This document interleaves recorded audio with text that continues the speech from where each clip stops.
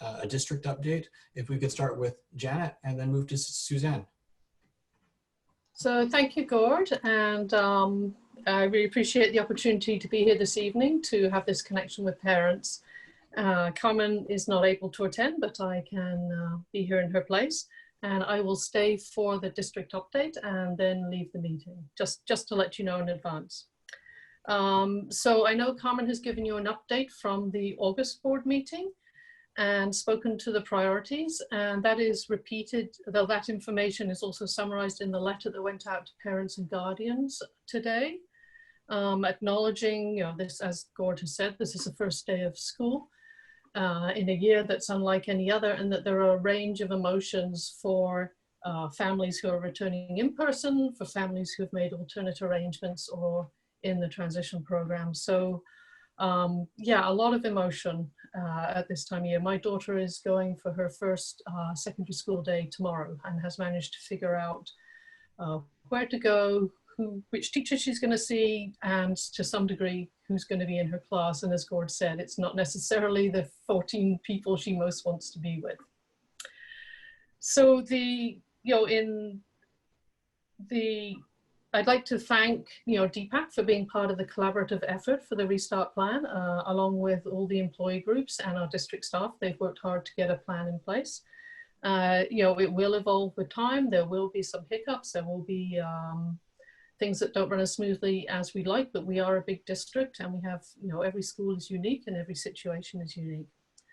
But I think there's a lot of, the commitment and the generosity of people working together, I think will carry through for our students. So thank you again for being here tonight. And if there's questions that Suzanne has that are more board questions, then I'm happy to take them on. Okay, thank you. So next up is Suzanne, and we had kind of talked about this beforehand. I mean, I think there's a lot to talk about for the district update. So we'll start with a quick update on the restart. And as we said, there were some outstanding questions or some follow-up questions from our town hall that we gathered, and we kind of grouped them together, and we're just going to ask, we're going to provide Suzanne an opportunity to answer those questions this evening. So again, those are kind of overall of the restart, high level, and then just a follow up on some of the town hall questions. So take it away, Suzanne. Thank you. Thank you, Gordon, to the rest of your executive. Thank you very much for the opportunity to provide an update, and as said, to further answer questions that were kind of left over from the town hall, which I think was last week. I'd also, like Janet, like to express appreciation to the executive for the support that you've provided so far. Gord and Amanda have been more than willing at a moment's notice to have a phone call or a quick conversation about what it is we're trying to accomplish. And I know we had a more substantive meeting that Karen was also able to be a part of, but I do appreciate the above and beyond that has taken place in a very, very short amount of time to support the work that is happening at the district. And to all of you that are having children perhaps go back to school or do the transition option, or perhaps you've chosen the BLN option. I do hope that for all of your children and your families that the year goes as smoothly as it can, given all the circumstances in which we find ourselves. So maybe I'll start, Gord, with this is kind of a prequel to the video update of tomorrow morning, but I can share with you some of the things. This past week for elementary, there has been, these are my 5 keywords: planning, communicating, mindfulness, and managing a lot of things, and then creating. So, a lot of thoughtful planning, I think, on the part of teachers has gone into the year ahead. There's a great amount of care, a lot of excitement, trying to be welcoming and collaborative. We have been communicating, and I know our schools are getting a lot from the district, and I know that they're pushing a lot out to parents, just trying to, things keep changing. So as those things change, we keep having to adapt and revise and respond. The mindfulness around health and safety, I think has been top of mind, and I think has been extraordinary in our schools. Managing, the anticipation, the anxiety, the fear, the expectations of ourselves and others is huge. And then really trying to create a culture that is somewhat calm, feels safe, but also acknowledges when children are coming back into school, the excitement that some of them are feeling. So far today, there was a lot of time outside. I heard about that and saw pictures of that. a real focus on reconnecting and the well-being for our students. And then I was really pleased to see that the extra welcome to kindergarten families that has taken place in many of our schools across the school district. I did ask a few of our principals just, hey, what did the kids have to say? When asked how they're feeling, it was everything from tired and exhausted to excited, nervous, happy. And as you've already said, seeing friends, and this is elementary, playing outside together, talking more than I got to before. So some of the positive comments from them. And then in our secondary, really starting to help our secondary students understand their timetable, what a quarterly model is, the learning cohorts, again, the health and safety protocols. And I was pleased to hear too that there was a real effort around grade 8s and welcoming them in some way to the schools. And then again, observations by staff that there's lots of nervousness, happiness. It was a positive day in our schools and really a focus on what our hopes are for the school year and student goals. Our staff have been incredibly busy, health and safety, connecting, operationalizing. A lot of our teachers have been doing professional development with support staff and our administrators, you know, really having a little bit of time to be thoughtful about what teaching in this new way really looks like. It's the last one. Oh, and obviously planning for the school year that looks ahead. When it comes to returning, and this will be in the video tomorrow, but about 20% of our students overall have chosen to transition back to school. This is still elementary or an elementary model. And we have 3 sites that have 100% return. So again, tomorrow in the video, I'll show the different by 10%. But the average overall is 20% choosing to transition. And as many of you know, perhaps you've chosen that option. Right now, we have 3 plans for when our elementary students or your children can come back into our schools. Again, we have really focused on health and safety, the connections to learning, and starting to look at what that transition learning from home model looks like, which starts on the 21st. So it's been, I would say, overall a positive start to the year. Certainly there was a lot of trepidation early in the week. It was eerily quiet, it felt, around the district office on Tuesday, because I think everybody was just waiting to hear how schools went. And then again today with kids in schools, starting to go back. I think a lot of relief for those that actually went in today about, okay, we've got this, and the health and safety measures and all of the protocols. One really quick funny story that I heard, which was really sweet.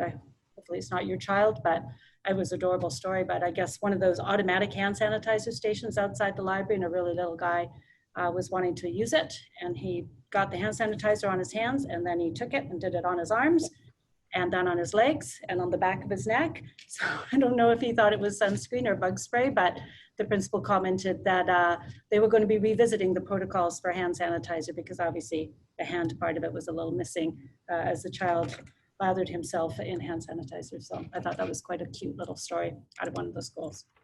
So Gord, that's at a really high level. I don't know, I mean, I can certainly go deeper, but I've also got the questions that you want me to go over. So is there anything else, Gord, that I can provide at the high level overview that I didn't say that you were hoping for? You know, I think it's still really early days. So I think, you know, that's pretty much what we're expecting. That's what I'm expecting. I think that for many of us, you know, the rubber will hit the road kind of in the next week or so. You know, the orientation's one thing, and my children made it back and said, Dad, we're home. But, you know, next week it'll be like, Dad, I'm home and I have to get online, or, you know, what's going on? So I think, you know, what you've given us is a pretty broad overview, exactly what we're thinking about hearing. Yeah, so we do have the questions that we did collate from the form we opened up, and also from the chat. I did provide them in advance to Suzanne. So I'm just going to go through them in the order that I provided them. Hopefully they weren't resorted for you. So hopefully I'm giving them to you in the order that the information was prepared for you. So just to start with, the first questions are with regards to the person, oh, I see. Sorry, there's a dinner delivery of some sort. Sorry, thank you. Yes, okay, thank you. The first couple of questions are related to the elementary restart, and they're asking why a number of options, or were some alternate options looked at. So the questions are, what about using a hybrid option at the elementary level to reduce the number of children in school? Or alternately, what about using outdoor spaces to allow for spacing? Were these things considered? Okay, so thank you. So yes, in June, we had a 40% density target for our schools. And in September, with the new model that the ministry provided, there are no density targets, and the stage that we are in was for 100% of our students to return to school for face-to-face instruction.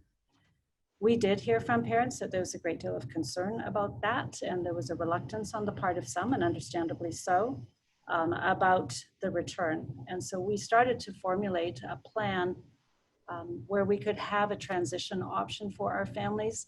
And then, of course, through you, Gordon, your parents that you represent, hearing that families really needed to know that if there was some sort of transition option, that they wanted to stay connected to their school. They didn't want to lose their place. They wanted to know that their children could return with their teacher. So we started to look at that model. And certainly in some of our schools, that actually has reduced the density a little bit because not everybody is returning. So we were following the guidelines as set out by the Ministry of Education around having all students returned. And we were encouraged to do that by ministry when we were on the phone. That was a strong encouragement from staff that we had. Certainly, if we do end up in a different stage, then the density does get reduced and there will be fewer students in our schools. And certainly if students are choosing the phased-in return, we are really respecting and honoring that and wanting to keep our children, your children, connected to our schools. Certainly when you talk about outdoor spaces for spacing, absolutely. And that's something that I know the board feels very strongly about. With the weather being what it is right now, it's easy to accommodate. And obviously as the weather starts to change, that may dampen, no pun intended, but some of the enthusiasm to go outside. But we are really encouraging as much as possible what are all the options to go outside, learn from the land, as Indigenous education is infused in all our curriculum, K to 12, and plan to be outside as much as possible. Certainly also with spacing, looking, and I acknowledge that this is not possible in all schools, but where possible in schools to spread out into other spaces within the school. And we did also, and I think you heard this last week, but we removed furniture. I think we removed 900 couches from various schools, just again to create as much space as possible so that kids can in their classrooms spread out. And again, some classrooms are huge, nice big classrooms, and others not so much so. And that varies again, school to school, site to site. Gord, would you like to follow up on that question or? Well, you know, I've had the opportunity to plead the case of the VSB and parents actually in the media a few times lately. And I mean, you know, I want to say that, you know, like when we talk about the hybrid option in outdoor spaces, right? I mean, basically the way I describe it on the back of a napkin is the ministry has said it's not that this is not required, that reducing the number of kids in school is not required. You have been, and that's what you've confirmed. You know, you're saying there are no density targets. The goal is to have kids, you know, 100% as much as possible in-person schooling. And the other thing I've been saying is the funding provided by the ministry, you know, is directed so far has been directed towards PPE and enhanced cleaning. There, I mean, and again.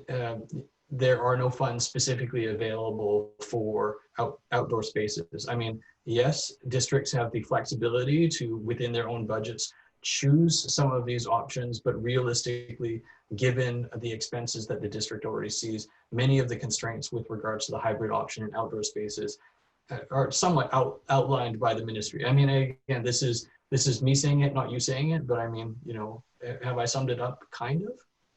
I think you've summed it up very well. Okay, thank you. You can do all the next media round. Well, thank you. So a couple more questions with regards to the elementary restart. There are kids that are now in school, who are in school, but are now uncomfortable to be around, you know, other children because they're scared of getting sick or getting family members sick. What options do we have to support them? I think, as is the case with any child that's not feeling well in school, the option is always for parents to keep them home from school.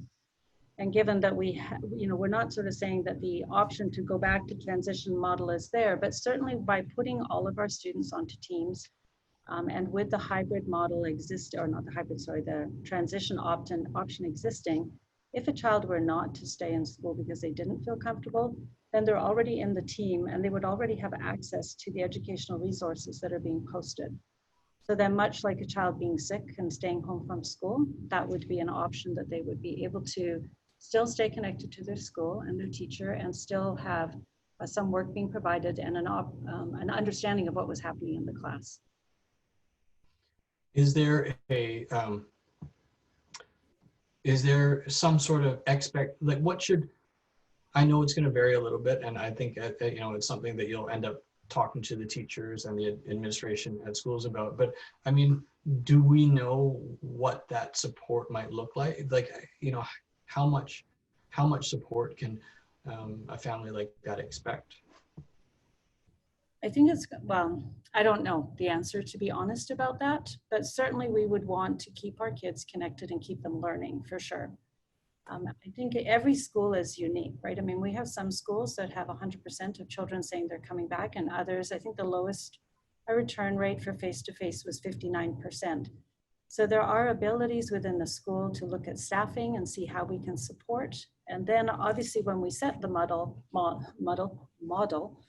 the federal funding wasn't there. So now we have that as an option that we can also look to explore the potential use of those funds.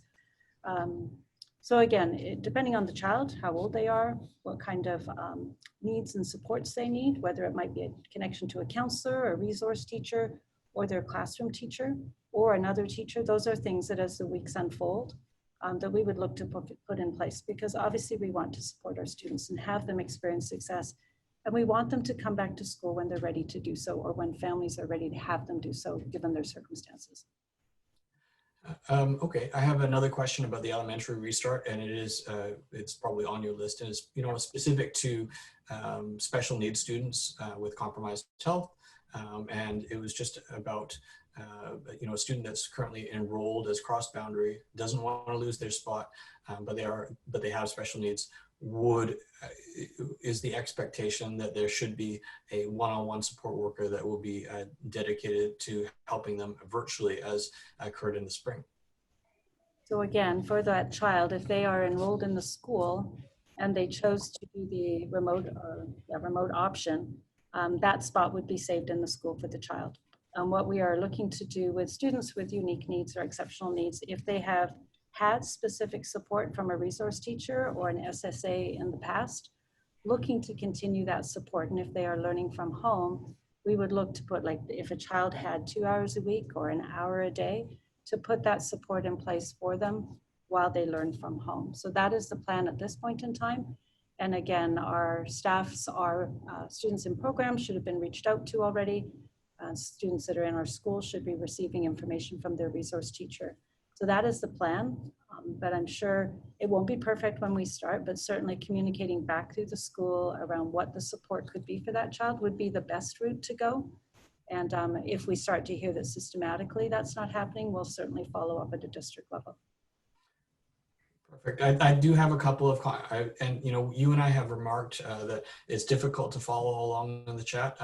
I am seeing some, so just as a comment, I mean, with regards to the chat, I am only lightly following along. I do see a couple of comments that say, well, that's not what I'm seeing in my school. And so again, we may bring those to you and say, okay, well, parents aren't seeing what the parents aren't seeing at the schools, meeting the expectations that you've set there. So we may come back to you with that. And I think that's the right thing to do. Yeah. Because when you said it's not happening as I described, was that specific to special needs students or something I said earlier? It was specific to,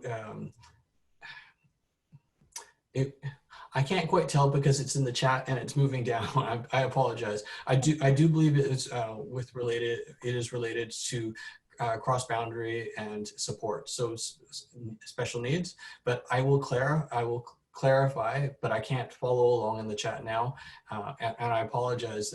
Just trying to run the meeting, folks. Yep.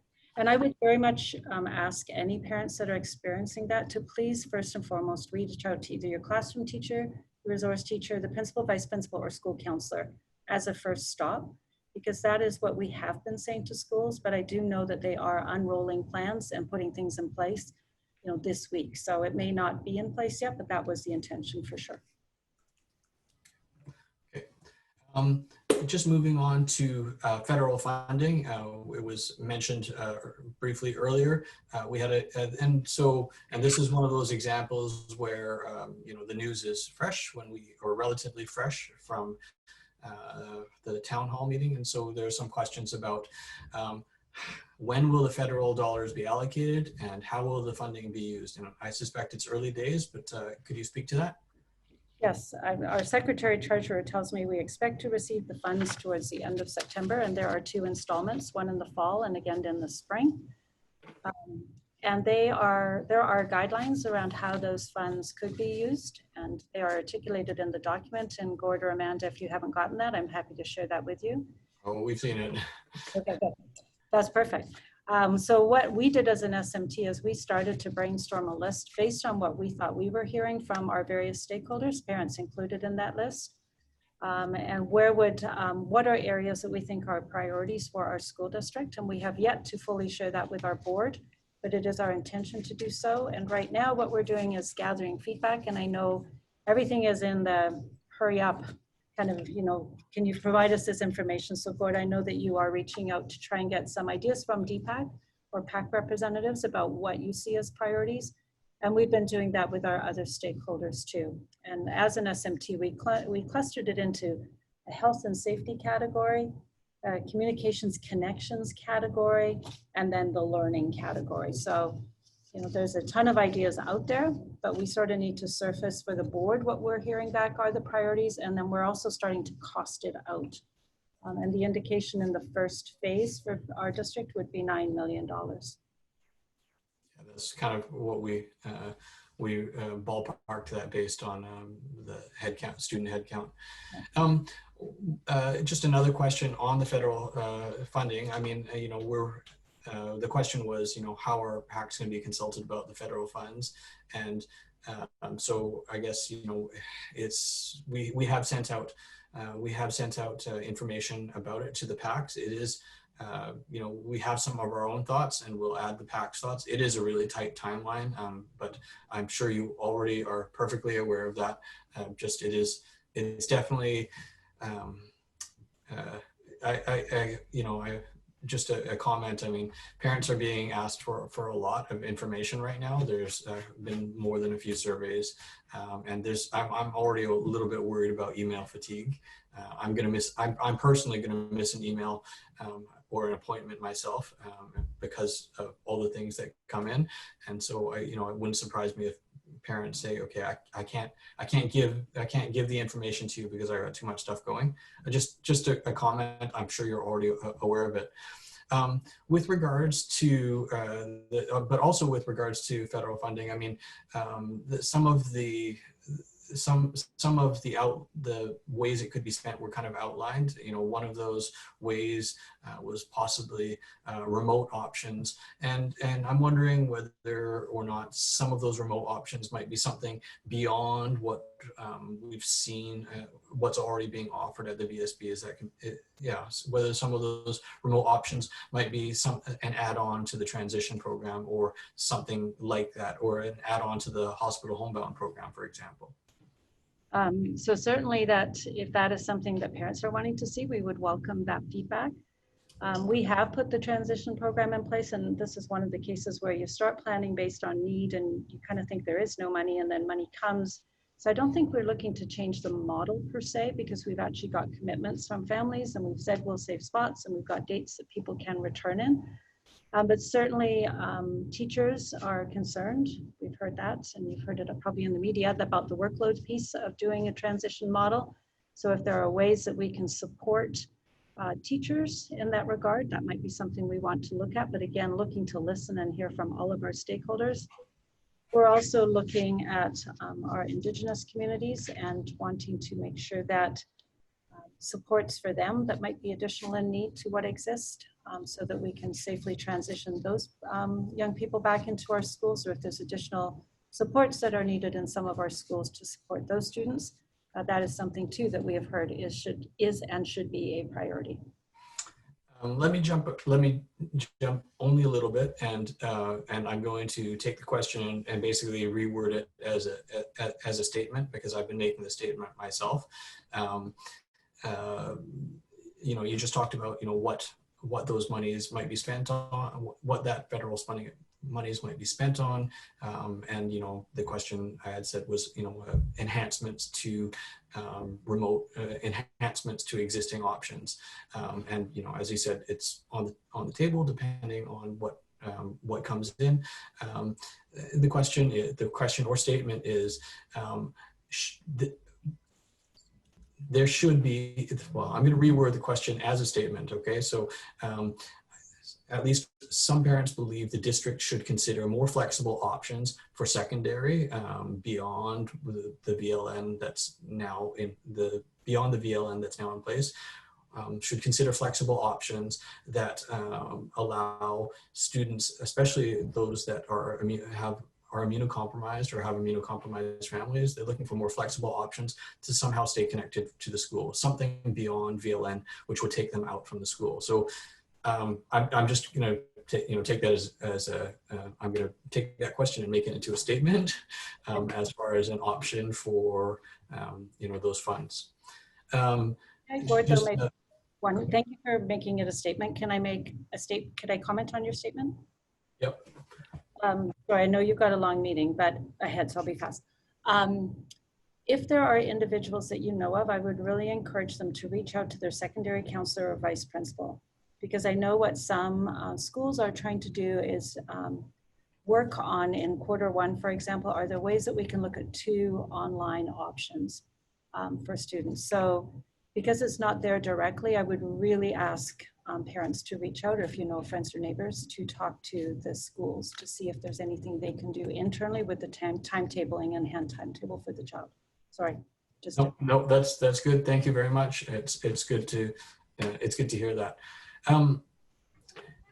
Can you speak to the district's the provincial funds, provincial COVID funds received by the district? I mean, you know, the way I've been describing them is it's mostly PPE and cleaning, and there's a few there's some dollars in there for remote options, but you know, not. Again, it precludes a lot of things. Can you comment on what the provincial COVID funds have been used for?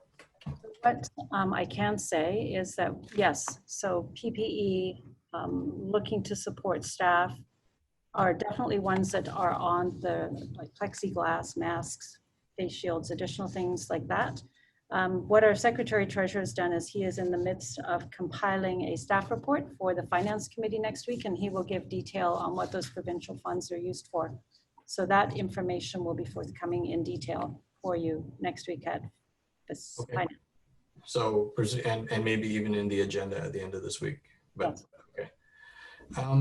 So with regards to the secondary restart, at the town hall, we had a number of questions with regards to the secondary restart. There are some concerns with regards to the number of in-person hours that students are receiving, and whether or not they're learning what they need to learn to get to the next level and to succeed at university. There are some questions about why there couldn't be more of a hybrid model, because right now it's in person and then remote, and there are some questions about why we couldn't use technology to kind of leverage the teacher's time a little bit better. Could you speak to that? So certainly the hours of instruction, I know that you brought this up last week as well at your town hall. So we have obviously submitted our plan, and the plan got approved. And the first layer of thoughtfulness that we put on our secondary model was around health and safety. And the health and safety and the 120 in a cohort, secondary timetabling is a challenge at the best of times, but to do it and try and keep cohort sizes at 120 or less is a challenge. And we spent a lot of time in July running multiple timetables for students in different size schools to see what that looked like. And what we came up with was the model that we did, because we felt that first and foremost, it addressed health and safety. So it was, you know, I mean, I won't say that, but I mean, we did say that 15 in the morning, 15 in the afternoon, mixing with potentially flex time students in the middle of the day was one way that we could manage contact tracing as the provincial health guidelines put out for us. So we did look at the COVID operational guidelines, the health and safety measures, and our plan was reviewed. The School Act does reference the number of instructional hours students are receiving, and I acknowledge that they will not meet, given that current plan, what is in place. That being said, we're no different than many other school districts. They too have timetables very similar to ours, with classes that have changed greatly. What I will say is with the redesigned curriculum, I think that there are opportunities for students to learn in a very deep and significant way, given the redesigned curriculum, because we used to cover content, and you need a lot of hours to cover all of the learning outcomes in a biology 11 class, which was huge. But what they've done is reduce the number of learning outcomes and spoken. This is my teaching piece now, but looking at big ideas. So rather than learning a ton of stuff in history, you think like a historian, you think like a mathematician. And that's a pedagogy or a teaching shift on how teachers are delivering curriculum and how we hope that our learners learn, because we know we are in a very different world. And post-secondary institutions are acknowledging that too. And so we are hoping that we can send students from our district that are critical, creative thinkers, that are personally and socially responsible, and those core competencies that are at the heart of the redesigned curriculum.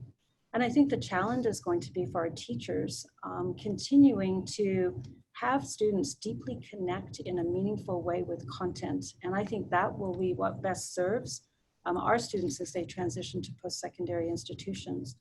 And as post-secondary starts to transition about what they want from their students applying, I think we can still meet that mark for our students. I don't think, I know we can.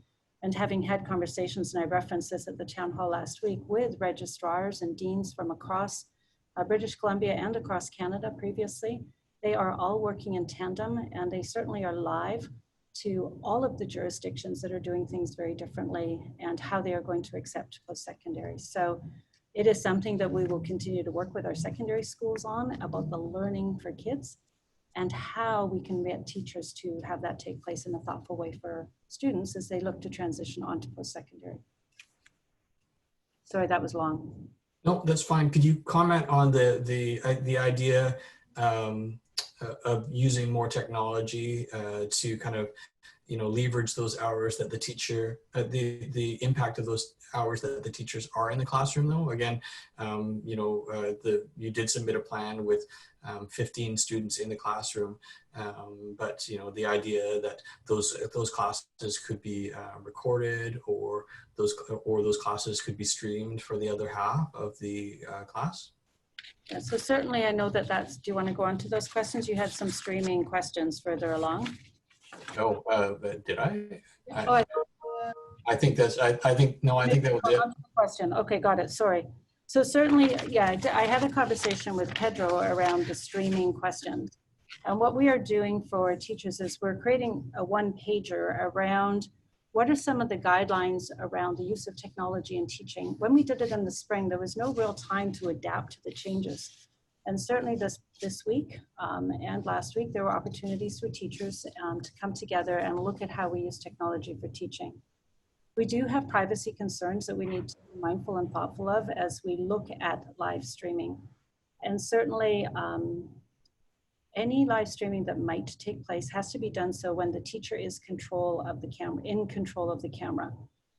Because there may be students in elementary school who are not allowed to be have pictures taken or photos shared publicly. So we are looking to put some measures in place that are the rules and the guidelines around what live streaming looks like. And I think it has to be done in a thoughtful way, because again, this is not my example, it was shared with me, but you know, we can live stream an eagle sitting in a nest waiting for the egg to hatch and just watch that. And it takes forever for something to happen. But what we really want to see is when the egg actually hatches. So we want to be wise and judicious in the use of streaming our classes so that the time that we do actually do it is done in a thoughtful way when things are actually happening that impact learning and outcomes for kids, versus just kind of spinning my camera around and watching me walk around the classroom. So the combination of privacy, providing teachers with the resources and the supports they need to be successful, and then having the experience be meaningful, I think are factors that we're putting in place as we look to do some of the things that you're suggesting by the question.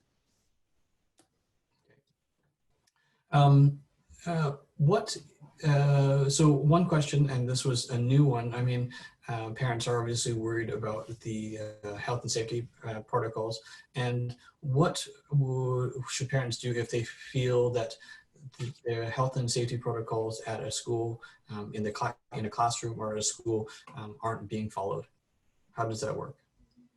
Absolutely. I mean, if there's a comfort in speaking to the teacher, but obviously if the person's not following, that won't be a very comfortable conversation for some. But certainly a reach out to school level administration. And if you are not satisfied with the response you get there, we have kind of the protocol to follow, which is then, you know, all of our schools have directors of instruction and they oversee principals. But really, I would say ASAP is to let us know so that we can follow up immediately.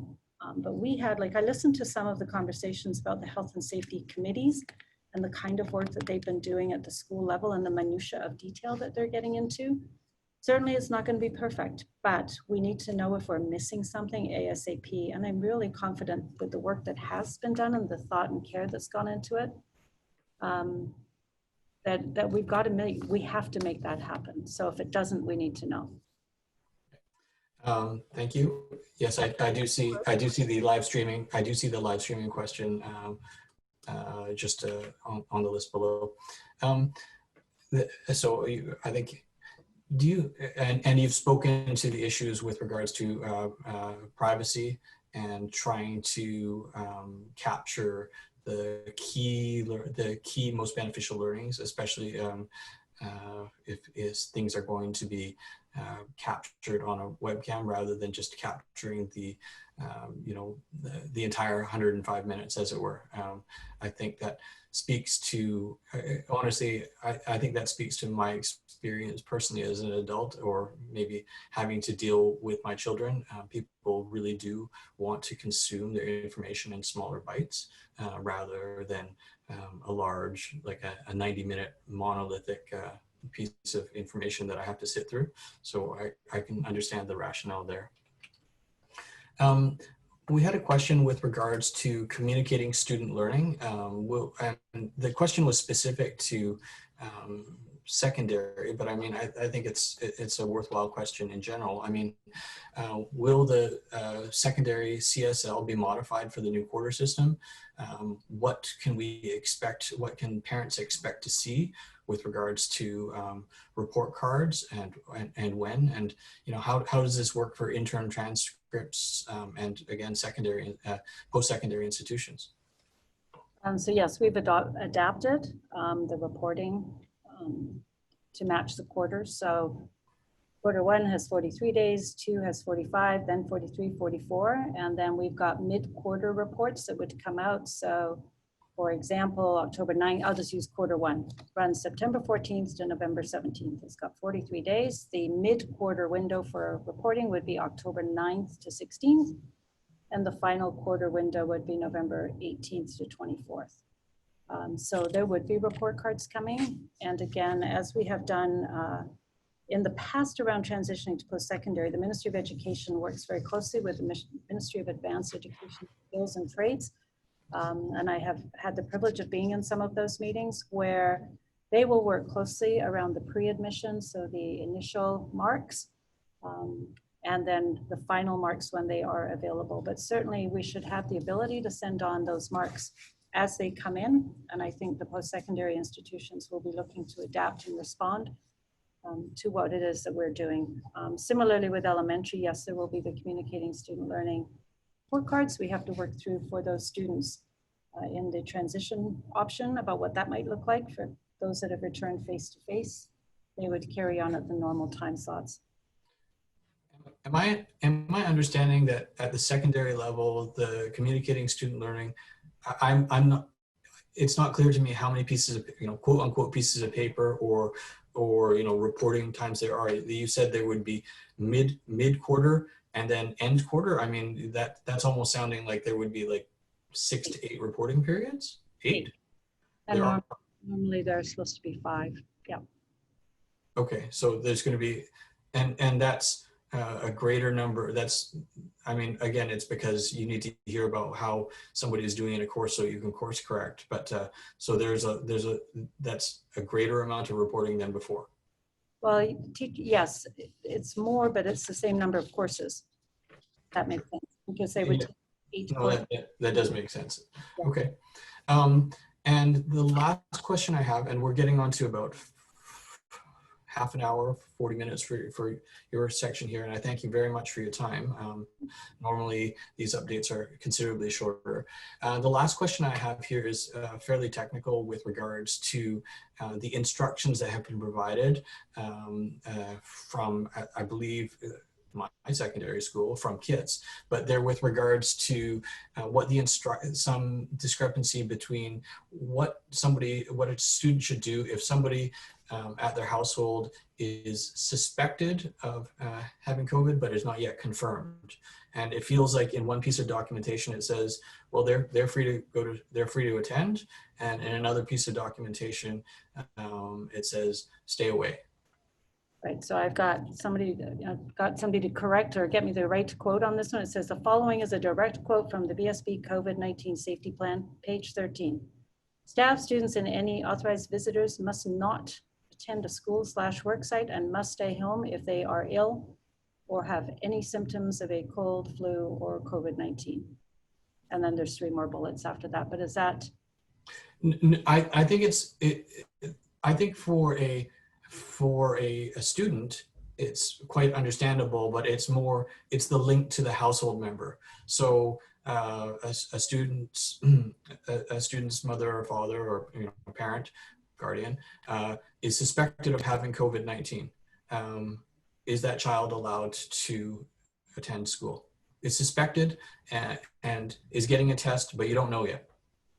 Well, I would, personally, this is what the bullet says, which doesn't answer your question, so I acknowledge that. It says, live in a house, they must stay home if they live in a household with someone who has been tested and public health has confirmed, but you're saying if they have not confirmed. Yeah, not confirmed yet. Yeah, I would have to follow up on that, Gord. I don't want to give incorrect information. It's probably in my binder somewhere, but I will follow up on that, Gord. The binder probably looks like this, right? Sorry, Gord. I apologize. I didn't. No, that's just fine. It was a fairly long technical question, but it is. I mean, and I think it's worth taking a look at, because I think your administrators may be coming to you because this was something that was taken to the school level, and the points were pointed out there, and the administrator wasn't able to resolve it. So if you whoever gave the question said what makes sense to them, and what they said makes sense to me, that if I would agree with that makes sense, but I think we need clarity. And so Gordon, Amanda, I will take that one away, and Gord, through you, I will get that back to you. So it is, if someone is being tested but not positive yet. Okay.